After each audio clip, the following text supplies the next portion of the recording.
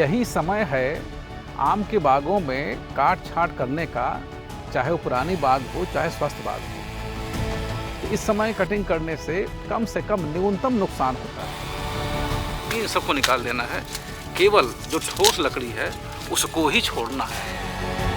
हम यहाँ देख पा रहे हैं कि छाल सूखी हुई है और छाल के नीचे बुरादा जमा हुआ है, इंसेक्ट लगे हुए हैं। जो शाखाएं निकलती हैं हमको 50% की हाइट से उन्हें कटिंग कर देनी चाहिए। ऐसा करने से उसकी प्रॉपर वे में कैनोपी बनती है। वन विभाग को भी और पुलिस विभाग को भी और उद्यान विभाग को भी एक्स्ट्रा केयर करनी पड़ती है कि कहीं इसका मिस यूटिलाइजेशन ना हो जाए। गर्मी के मौसम में फलों के राजा आम का इंतजार सभी को होता है, फिर चाहे उसे खाने वाले लोग हों या फिर आम की बागवानी करने वाले किसान। क्योंकि एक तरफ जहां लोगों को इसका स्वाद चाहिए तो वहीं बागवानों को इससे मुनाफे की मिठास चाहिए।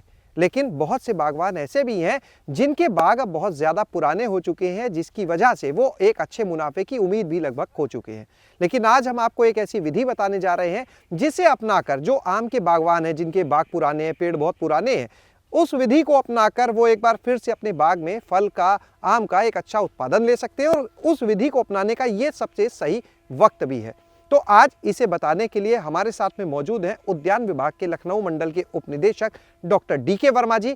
सर, किसान भाइयों को ये चीज़ ज़रूर आप बताएं, क्योंकि हर किसान जब बागवानी करता है तो वो चाहता है वहाँ से उसे अधिक आमदनी हो, और लगातार आप लोग भी कहते हैं किसान की आमदनी बढ़ानी है। तो इन आम के बागवानों की आमदनी कैसे बढ़ेगी? क्योंकि एक बड़ी चुनौती है, जब हम जाते हैं जो बेल्ट है पूरी आम की, वहाँ पे देखते हैं बहुत पुराने बाग है, अब वहाँ पर उतना उत्पादन फल का नहीं मिल पाता है किसानों को। क्या है विधि, कैसे वो अपना उत्पादन बढ़ाएं? जो हमारे बागान हैं 70% बागान एक आकलन के हिसाब से पुराने हो गए हैं, उनकी फलत कम हो गई है। जितना उनको फलत देना चाहिए उतना फलत वहाँ से नहीं मिल पा रही है, आपस में सटे हुए हैं, उलझे हुए हैं, और इसी कारण से कीटों और बीमारियों का प्रकोप भी उन पर ज़्यादा होता है, और जो उत्पादन हमको मिलना चाहिए वह उत्पादन नहीं मिल पाता है। यही समय है आम के बागों में काट छांट करने का, चाहे वो पुरानी बाग हो चाहे स्वस्थ बाग हो। दिसंबर और जनवरी के मौसम में जब अत्यधिक शीत पड़ती, ठंड पड़ती है, तो पेड़ सोते रहते हैं, विश्राम करते रहते हैं।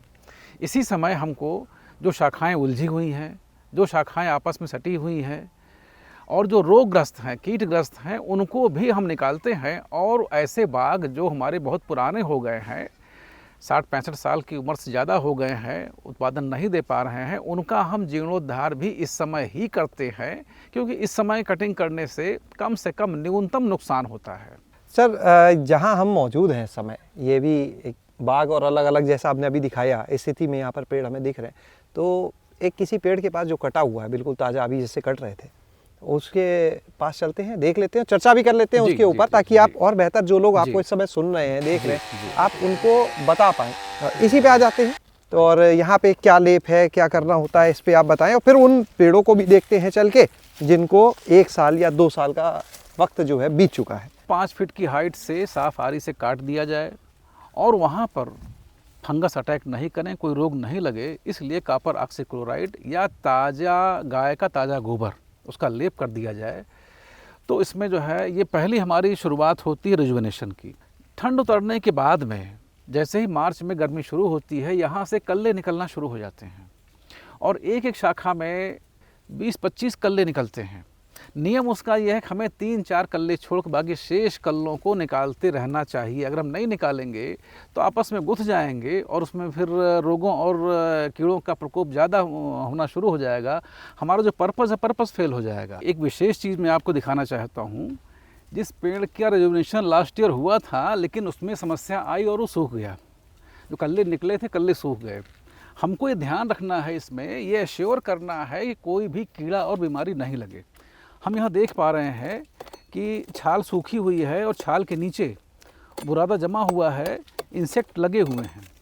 हमें यह पोजीशन नहीं रखनी है, हमें केवल उतना ही पोर्शन छोड़ना है जो हरा है, ठोस है, जहाँ से हमारा जो है साफ लकड़ी हमको मिल जा रही है। जितना पोर्शन ख़राब हो गया है पेड़ में जिस तरह से डॉक्टर हमारा ऑपरेशन करते समय मवाद निकालता है, कटा फटा हिस्सा निकालता है, उसके बाद दवाई लगाता है, उसी तरह से हमको भी पेड़ का मेजर ऑपरेशन हो रहा है। पूरा बाकायदा इसको ठोक करके देखना चाहिए कि जो ख़राब हिस्सा है उसको निकाल दिया जाए और उसके बाद फिर दवाई लगाई जाए। ये 1 साल पुराना रिजुविनेशन किया हुआ प्लांट की पोजीशन है। जैसा हम देख रहे हैं कि खूब ढेर सारे कल्ले आए हुए हैं। चूँकि काश्तकार के पास में थोड़ा सा संसाधनों की कमी रहती है, उतना संसाधन नहीं रहते हैं कि लेबर बहुत महंगा है, कॉस्टली है, परंतु कल्लों में कोई कमी नहीं है। प्लांट को जहाँ मौका मिला है उसने कल्ले दे दिए हैं। 1 साल के बाद हमको जो शाखाएं निकलती हैं, हमको 50% की हाइट से उन्हें कटिंग कर देनी चाहिए। ऐसा करने से उसकी प्रॉपर वे में कैनोपी बनती है। ये पेड़ 2 साल पुराना है, रिजुविनेट किया हुआ है, आप देख रहे हैं पूरी तरह से कवर किया हुआ है। इसमें पत्तों शाखाओं की कोई कमी नहीं है। इस सीजन में इसमें 70% जो प्लांट की क्षमता है, जो प्लांट की क्षमता 20 साल से 40 साल के बीच में उत्पादन देने की होती है, उसका 70% उत्पादन इस पौधे में इस साल आएगा। और अगले साल इसी में 100% जो क्षमता होती है प्लांट की, पौधे के फल उत्पादन की, वो आएगा। और साथ में एक प्लस पॉइंट जो होगा, साइज़ जो छोटी होती है साइज़ बढ़ जाएगी। एक दूसरा फ़ायदा इसका ये होता है कि जो प्लांट हमारे टिप पे लग रहे थे, वो प्लांट जो फल टिप पे लग रहे थे, वो फल यहाँ पर नज़दीक में आ गए। आम के निर्यात करने के लिए अगर हमने लग्गी से आम तोड़ा और आम नीचे गिर गया तो वह निर्यात के लायक नहीं रहता है। उस हिसाब से भी जो प्लांट कटिंग के बाद छोटे हो जाते हैं तो उनकी फ्रूट की क्वालिटी बढ़ जाती है और उसकी क्वांटिटी भी बढ़ती है। आम के मामले में 1 साल पुराने कल्लों पर ही फलत आती है। 1 साल से अधिक जो पुराने कल्ले हैं उन पे फलत नहीं आती है। बेसिक प्रिंसिपल है कि जितने अधिक नए कल्ले 1 साल पुराने कल्ले होंगे उतना ही आम की पैदावार होगी। इसीलिए जो रिजुविनेशन का दूसरा फ़ायदा है, ढेर सारे कल्ले आते हैं और उन्हीं कल्लों पर 1 साल के बाद पैदावार आती है। इसीलिए मैं कहता हूँ कि 2 साल के बाद में 70% जो हमारी उत्पादन की क्षमता है पौधे की, वो हम 70% अचीव कर लेते हैं। और तीसरे साल में अगर हमारा प्रबंधन सही रहा तो 100% जो हमारी प्रोडक्शन कैपेसिटी है वो इस रिजुविनेटेड प्लांट से हम अचीव कर लेते हैं। पेड़ काटने का मामला है, वन विभाग भी आ जाता है, एक नियम है, कानून है, तो वो प्रक्रिया क्या होती है पूरी, पहले हम चाहेंगे आप उसके बारे में बताएं। जो लोग आपको इस समय देख रहे हैं, सुन रहे हैं, कि क्या उन्हें आवेदन करना होगा, कैसे प्रक्रिया को अपनाना है। इस कार्य के लिए सबसे पहले हमें उद्यान विभाग में आवेदन डालना होता है कि साहब हम अपने पेड़ों का जीर्णोद्धार कराना चाहते हैं। हो सकता है उद्यान विभाग से संपर्क हमारे किसानों का ना हो, उसके लिए विकास खंड कार्यालय, खंड विकास अधिकारी या कोई भी सरकारी कार्यालय, जिला मजिस्ट्रेट कार्यालय, मुख्य विकास अधिकारी कार्यालय, उस कार्यालय में अगर हम अप्रोच करते हैं, हम ये बताते हैं कि साहब हमारे पेड़ पुराने हो गए हैं, बाग पुरानी हो गई, हमको अपने बाग का जीर्णोद्धार करना है, तो वो बता देंगे कि साहब जो है जिला उद्यान अधिकारी कार्यालय यहाँ पर है, आप यहाँ पे अप्रोच करो। और वैसे भी जो इस समय जन सुविधा केंद्र खुले हुए हैं, उस पर हमारी ऑनलाइन व्यवस्था है, DBT हॉर्टिकल्चर की साइट है, उस साइट पर भी हम ऑनलाइन आवेदन कर सकते हैं।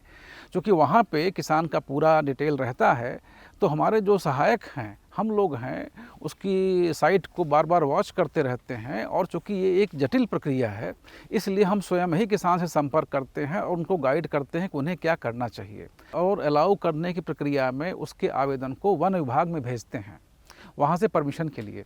वन विभाग इसकी परमिशन देता है, रिजुविनेशन की परमिशन देता है और समय सीमा निर्धारित करता है कि साहब इतने समय में, इस पीरियड में आप अपने पेड़ों का जीर्णोद्धार, कटिंग का काम कर सकते हो। वो इसलिए करता है कि अवैध पातन से हम अपने अन्य बागों को, हरे बागों को बचा सकें। हमारे साथ में इस समय रसूलपुर गांव के किसान सुनील पटेल जी मौजूद हैं। उनसे बातचीत हम करेंगे, जो अपने बाग में इस प्रक्रिया को पिछले कुछ सालों से अपना रहे हैं। उनसे जानते हैं व्यवहारिक कैसे ये सारा काम होता है, क्या चुनौतियाँ रहती हैं। 3 साल पहले इधर बाग कटाई थी, वही लमसम 1 बीघे करीब। उसमें हमने देखा, एक वही सर जो बताए हैं कि यही मार्च में कल्ले सब आने चालू हो गए। और मार्च में कल्ले आने के बाद हमने देखा 1 साल के बाद थोड़ा बहुत आम भी निकलने लगा। 1 साल के बाद जब दोबारा फसल आई तो थोड़ा बहुत आम भी मतलब निकला। फिर 2-3 साल हुए, 3 साल, इस बार तो हमारे कम से कम 1-1.5 ट्राली आम निकला था। और आम कटाने का मतलब ये जीर्णोद्धार कराने का एक और मकसद था कि हमारे पेड़ बहुत ऊंचे थे, जिस लड़के को अगर पेड़ पे चढ़ाएं, अगर वो गिर जाए, कुछ हो जाए तो कौन जिम्मेदारी लेगा। तो उसमें भी दिक्कत, और फिर दवाई भी डालने में सर बहुत दिक्कत होती थी। सुनील जी, ये बताइए कि ये जीर्णोद्धार के बारे में बाकी किसान भी बागवान जानते होंगे? हाँ सर, अब थोड़े बहुत जानते हैं, बाकी तो जो कम जानते हैं। अच्छा, जितने लोग जानते हैं क्या वो सब लोग कराते हैं या नहीं? आपको नहीं सर, हमने पहली बार हम ही ने स्टार्ट किया है। वजह क्या है, क्यों नहीं कराते हैं? जितनी जानकारी, इतने फायदे सर, देखने के बाद भी। नहीं सर, फ़ायदा तो है, लोग डरते भी हैं, क्योंकि पेड़ कटाने से लोग डरते हैं भाई, फॉरेस्ट से डर, पुलिस का डर, तो इसलिए जो है लोग घबरा के घर में बैठ जाते हो। किसान तो जानते हो कितना कोमल होता है, वो एक बार कोई आ जाता है पुलिस वाला तो घर से नहीं निकलता है, तो यही सब दिक्कतें आती हैं। तो जब अनुमति आप ले लेते हैं उसके बाद भी ये दिक्कतें कोई आती हैं? आप सर, दिक्कतें तो है ही हैं, वो कहते हैं अनुमति बाग कटाने के लिए है, अगर आप लकड़ी ले जाओगे उसकी तो अनुमति है नहीं, तो वो गाड़ी रास्ते में पकड़ लेंगे। खर्चे के लिहाज से अगर देखें, खर्चा होता तो ही है, लेबर मजदूरी होती है। अब लकड़ी जैसे 250-300 रुपये में बिक गई तो उसमें अपना भी निकल आता है, और निकल के फिर लगना इसी में है, लेप लगाना, दवाइयाँ छिड़काना, ये सब। सर अभी किसान से बात हो रही थी, आपके विभाग के सहयोग से उन्होंने तो अपना बाग करवा लिया, लेकिन उन्होंने चुनौतियां बताई हैं कि अनुमति मिलने में बहुत से किसानों को एक तो जानकारी नहीं होती, दूसरी बात कि बाद में वन विभाग, पुलिस विभाग, यहाँ से कई दिक्कतों का उन्हें सामना करना पड़ता है। तो इस पे आप क्या कहेंगे? अगर समय से हम आवेदन कर देते हैं तो काफ़ी कुछ इन समस्याओं को हम दूर कर सकते हैं। जैसे रिजुविनेशन का टाइम है दिसंबर-जनवरी, हमको शुरुआत कर देनी चाहिए अपनी फल को तोड़ने के बाद से जुलाई से ही। अगर जुलाई से हम आवेदन कर देते हैं तो हमारे पास पर्याप्त समय रहता है कि हम अपना हर कार्यालय में परसुएंस कर सकें। थोड़ी समस्या जो आती है कॉलोनाइजेशन की वजह से आती है, जो अवैध पातन हो रहा है पेड़ों का कॉलोनियों के बढ़ने के कारण लखनऊ में, इस वजह से वन विभाग को भी और पुलिस विभाग को भी और उद्यान विभाग को भी एक्स्ट्रा केयर करनी पड़ती है कि कहीं इसका मिस यूटिलाइजेशन ना हो जाए। चलिए, बहुत अच्छी जानकारी आज आपने दी। तो आप लोग सुन रहे थे आज यहाँ पर कि किस तरह से जो आम के बागवान हैं वो अपने बागों का जीर्णोद्धार करा के एक बार फिर से वहाँ से कैसे अच्छा उत्पादन ले सकते हैं। और बताया गया जैसा कि 2 साल के बाद वो 70% तक उत्पादन जो उस बाग की क्षमता है, और 3 साल के बाद 100% तक उसी बाग से वो उत्पादन ले सकते हैं, यानी उनका बाग एक बार फिर से नया हो जाएगा। प्रक्रिया क्या अपनानी होगी वो भी आपने जानी हो, इसकी पूरी विधि जो है जीर्णोद्धार की, उसके बारे में भी आज आपको यहाँ पर सब कुछ जानने को मिला। शैलेश अरोरा, गाँव जंक्शन। गाँव जंक्शन को सभी सोशल मीडिया प्लेटफॉर्म्स पर फॉलो करें। व्हाट्सएप चैनल और जीमेल आईडी पर भी संपर्क साध सकते हैं।